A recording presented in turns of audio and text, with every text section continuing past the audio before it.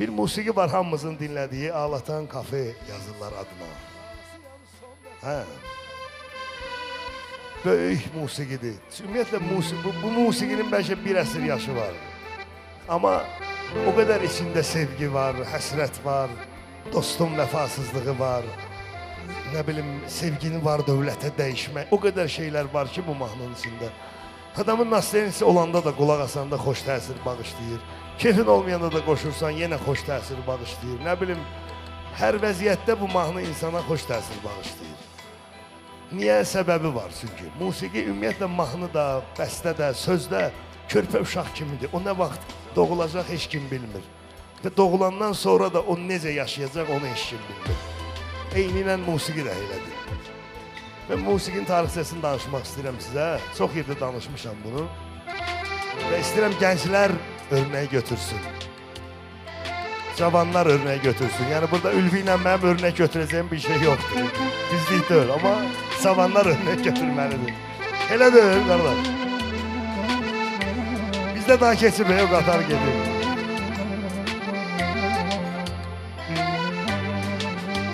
Qədim vilayətlərin birində o vaxtı, lap əvvəlki zamanlarda, o at araba vaxtı olan vaxtlardan gedir söhbət. Bir kənddə iki dənə dost olur.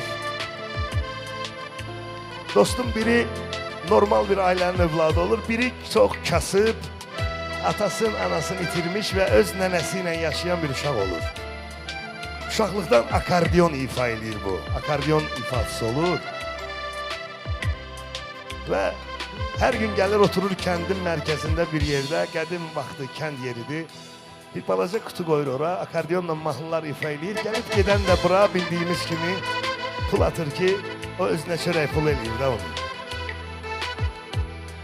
Bir gün bir fayton dayanır bu ifa elədiyi yerdə. Faytondan bir o vaxtki dövrünün bəy, şah dövründə bir dənə bəy düşür. Xoşuna gəlir, nəsə musiqi çəkir bunu, gəlir çıxardır ora cibindəki ən böyük puldan birini atır.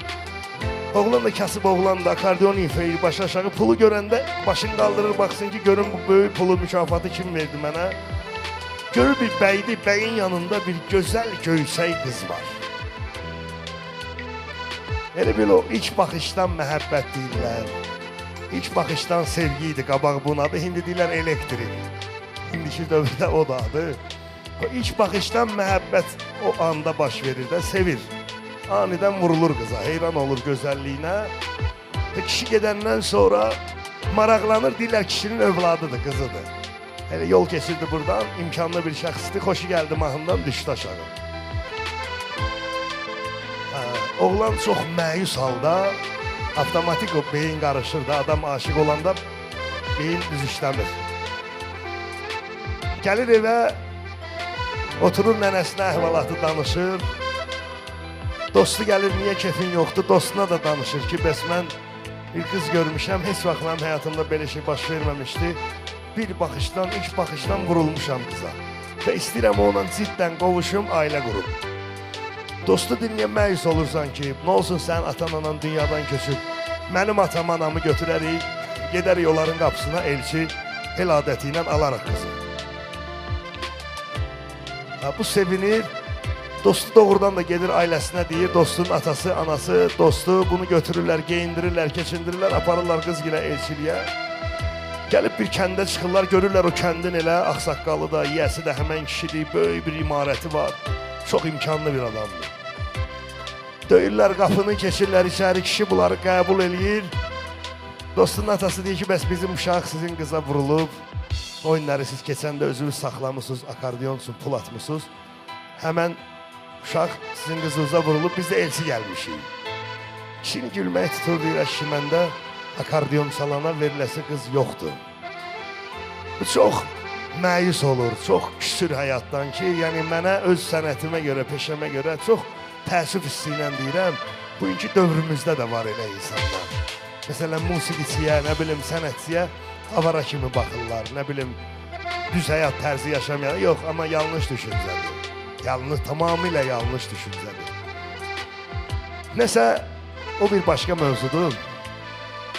Oğlan çox peşman olur, küsür, Və gəlir evə akordeonu bağlayır, qoyur qabına, atır evə bir qırağa ki, mən daha bir də akordeon ifa eləmərəm. Niyə? Çünki ona görə mənə bir dənə qıza vuruldum, o da vermədilər. Üstündən illər keçir, zaman keçir. Dostu gəlir bir gün buna deyir ki, bəs sabah yox, birisi gün mənim toyumdur. Sən yadındadır, deyir, uşaq vaxtı mən söz. Hansı dostu? O bayaq bunun üçün elsi gedən dostu, ha? Deyir, bəs sən mən söz vermişdin ki, biz uşaq olanda, sən böyüyəndə sənin toyunda mən akordeon ifa eləyəcəm. Deyirsən, bilirsən axı mən akordeondan niyə küsmüşəm, niyə incimişəm? Mən məcbur eləmə bir də onu ifa eləyim. Deyir, yox, sən mən söz vermirsən, dost sözü vermirsən. Nəsə xülasə dostu bunu israrla deyir ki, mənim toyumda ifa eləməlisən. Oğlan akordeonun tozunu, pasını silir, hazırlaşır, gəlir dostunun toyuna. Hər bir xalqın özünə məxsus vağzalı havası var. Hansı ki bizdə də var, məsələn, gəlin köçəndə ifa olunur o mahnı, bir evdə şadlıq olur, bir evdə biraz da olsa kədər olur ki, övladımız gedir. Hər xalqın özünə məxsus öz vağzalısı var. Bu oğlan bu həmən o özlərinə məxsus vağzalını ifa eləyir ki, bəylə, dostu ilə gəlin gəlsin. Qapı açılanda görür ki, dostu bəydir, gəlin amma həmən qızdır. Dostu alıb onu. Özündən ixtiyarsız, özündən bəlkə də xəbərsiz başlayır bu mahnını, eşitdiyimiz mahnını ifa eləməyə. Və bu mahnının yaranış tarixi belə olur.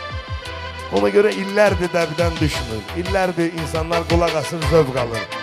Amma bugün tarixdə, bugünkü tarixdə nə o imkanlı adamın adı keçir, nə onun qızının adı keçir, nə onu alan dostun adı keçir. Amma kimin adı keçir? Həmən akordeon ifasının. Yəni elə insanlar heç vaxt ölməzlər bu həyatda. Həyat insana acı verər, əzab verər, əziyyət verər, amma o insan ölməz. Bir qəhrəman kimi həmişə anılar, bir güclü insan kimi həmişə yada düşür.